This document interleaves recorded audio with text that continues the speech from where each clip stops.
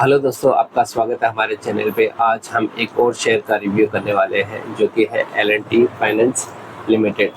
अगर L&T finance limited की बात करें तो इसकी जो ओपनिंग प्राइस रहती है 314 पे रहती है, फ्राइडे के दिन बात करें, और ये 315 का हाई बनाता है। सो ऑलमोस्ट कुछ दिन में कुछ खास मोमेंटम नहीं देखने को मिलता है और दिन क्लोज होते होते ये 306 पे क्लोज होता है। सो करीब करीब इसमें 2.90% का ड्रॉप दिखने को मिलता है। और वहीं पिछले 5 दिन की बात करें तो 5 दिन पहले ये 309 के भाव पे था। सो कुछ खास इसमें अगेन यहाँ पे मोमेंटम को ज़्यादा देखने को नहीं मिल रहा है और 1% का प्राइस में ड्रॉप देखने को मिल रहा है। एक महीने के अंदर भी हमें करीब करीब सेम ऐसा 1% का इसमें प्राइस में ड्रॉप देखने को मिल रहा है। अगर 6 महीने की बात करें, 6 महीने पहले 294 के भाव पे था 16 फरवरी को, और बाद में जब मार्च में जब वॉर का सिचुएशन था तब ये करीब करीब अगर देखें 240 के आसपास चला गया। तो करीब यहाँ पे 20% इसमें डिक्रीज इसके प्राइस में देखने को हमें मिला था। तो ये चीज़ अगर आप देखोगे तो यहाँ पे हमें देखने को मिलती है कि 300 के भाव पे था और करीब करीब 240 के आसपास आ गया था। तो यहाँ पे इसमें 20% के करीब और वहाँ से यहाँ पे इसने वापस से इंक्रीमेंट दिखाया है और ये वापस से अपने 300 के जो अर्लियर भाव पे था वो इस पे वापस से पहुँच गया है। और अगर हम इसका लॉन्ग टर्म देखें तो लॉन्ग टर्म में ये 2024 में 163 के भाव पे था। सो वहाँ से इसने काफ़ी अच्छा रिटर्न दिखाया है। यहाँ पे ऑलमोस्ट देखोगे तो 86% इसने रिटर्न दे दिया है 2024 अप्रैल के अंदर। ये 160 के भाव पे था। अभी हम इसका कुछ और डेटा देखते हैं। अगर हम यहाँ पे ध्यान दें कंपनी के रेवेन्यू के बारे में, तो जो कंपनी का रेवेन्यू है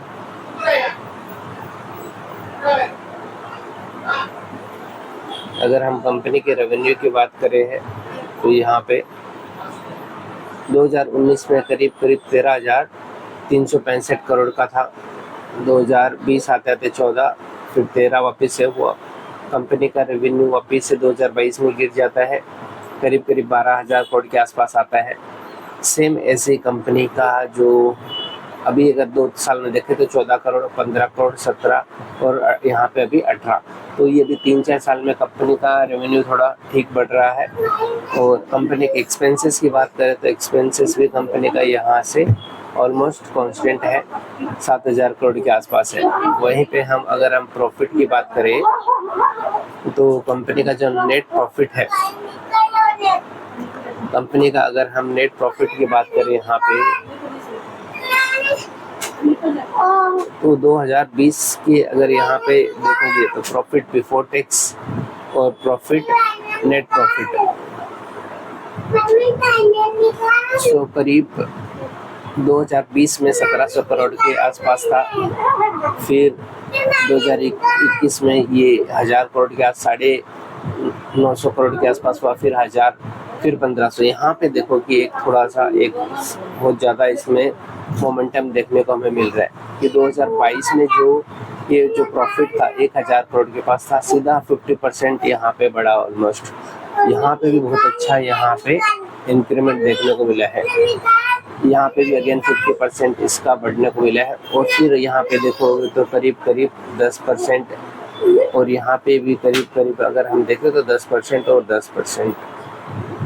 तो यहाँ पे थोड़ा कम देखें, लेकिन अगर हम देखें तो 2023 के बाद में कंपनी का काफ़ी अच्छा परफॉर्मेंस देखने को मिला। प्रॉफिट में अच्छी खासी हमें ग्रोथ देखने को मिली है। अब अगर हम कंपनी का यहाँ पे वैल्यू देखते हैं तो कंपनी का जो सेल्स है ना 10 साल में 9% से बढ़ा है, 5 साल में 6% और 3 साल में काफ़ी अच्छा। तो यही हमने देखा उस डेटा के हिसाब से कि पिछले 3 साल में कंपनी ने काफ़ी अच्छा रिटर्न दिया है। सेल्स में भी अच्छा, प्रॉफिट में सेम प्रॉफिट में भी हमें देखा कि काफ़ी अच्छा रिटर्न हमें देखने मिला है। तो कंपनी का पिछले 3 साल में बहुत अच्छा परफॉर्मेंस रहा है और सेम चीज़ यहाँ पे हमें रिफ्लेक्ट कर रही है। कंपनी के बैलेंस शीट पे देखते हैं कि कंपनी के पास कितना बोरोइंग है, कंपनी का काम ही जैसे कि ये मनी लेंडिंग का है, तो उस बोरिंग तो रहेगी, तो जितना ज़्यादा बोरिंग होगा उतना ही कंपनी का बिजनेस ज़्यादा बढ़ेगा। तो कंपनी के पास यहाँ पे देखें तो हर साल देखोगे तो उसका जो बोरिंग है उसमें आपको बढ़ोतरी देखने को मिले, तो ये एक अच्छी बात है। कंपनी लोन्स ज़्यादा दे रही है, 85,000 करोड़, 83, 76, 92 और अभी 1,10,000 करोड़ का लैंडिंग हो चुका है। कंपनी ने ये लोन दिया है अमाउंट। तो कंपनी के पास रिजर्व भी करीब 25,000 साढ़े 25,000 करोड़ का है। सो कंपनी का बिजनेस काफ़ी अच्छा ही चल रहा है। अगर हम देखें तो यहाँ पे 25 और 26 में अगर देखें तो स्पेशली काफ़ी अच्छी यहाँ पे बढ़ोतरी देखने को मिली है। अब अगर हम यहाँ पे अगर देखें तो कंपनी का जो शेयर होल्डिंग पैटर्न है उसमें अगर हम देखें यहाँ पे तो हमें यहाँ पे कुछ और चीज़ें देखने को मिल सकती हैं। एफआईज ने भी यहाँ पे अपने जो हिस्सेदारी है वो इसमें बढ़ाई है। डीआईज ने मामूली सी यहाँ पे हिस्सेदारी कम की है और जो पब्लिक है उसने भी मामूली से यहाँ पे हिस्सेदारी कम की है।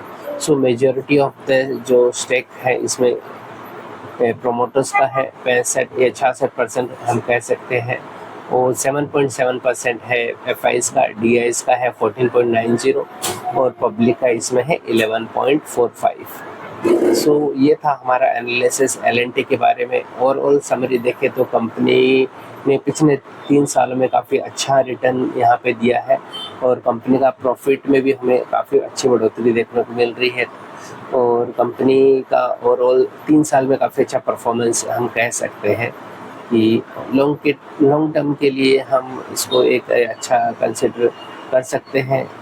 अगर ये सेम ही अपना परफॉर्मेंस ऐसे ही ये कंटिन्यू करती है तो जो भी इसमें बने हुए उनके लिए इसमें कंटिन्यू रह सकते हैं इन शॉर्ट। और न्यू के लिए अभी फ़िलहाल अगर कुछ ऐसा इसमें प्राइस में ड्रॉप आता है, कुछ ऐसा वापस से कुछ ये प्राइस में थोड़ी करेक्शन आती है तो वहाँ पे एंट्री कर सकते हैं।